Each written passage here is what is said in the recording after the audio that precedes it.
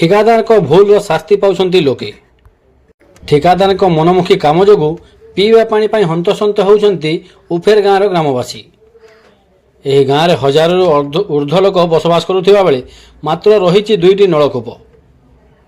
2 वर्ष तले वसुधा योजना माध्यम टांकी निर्माण कर गाँ लोक पीवा पानी जोगाई आसुथिले विगत सरकार।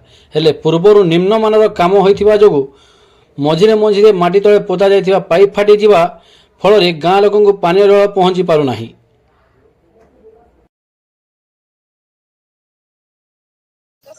पानी नहीं देबार हमर गार पानी असुविधा अछि। हमर गाने पानी जल्दी दियो। इति लागि का के अभियोग करछ तमे? अभियोग तो करिछु एबे। सरपंच के आगन करथिले। एबे पानी टंकी ताला दैछु पानी जल्दी छाड़ो। एबे पानी केनु खौछ एबे केनु आनु छ केनु पानीटा? नदी नु खाए नल नु खाए।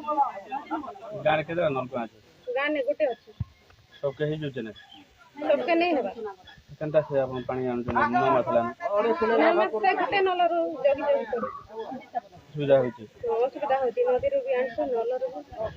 अरे पानी समस्या रहिछि पाखापाखि वर्ष हो गलानी पाइप काम चलछि से माने ए पर्यंत पानी पाउ नांती बोली अभियोग करछन्ती। एबे ताला भी दैछन्ती पंप हाउस रे। ए विषय रे आपण ब्लॉक प्रशासन हिसाब रे आपण कोन कहबे?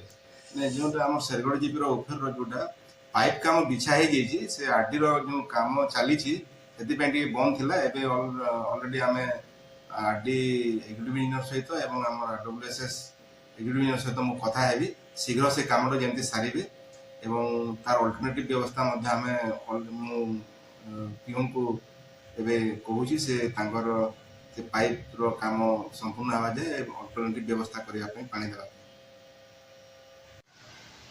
केबे प्रशासन एथिप्रति दृष्टि देव ए केबे पीवा पानी संकट दूर हेब ताहा देखिया बाकी रहिला।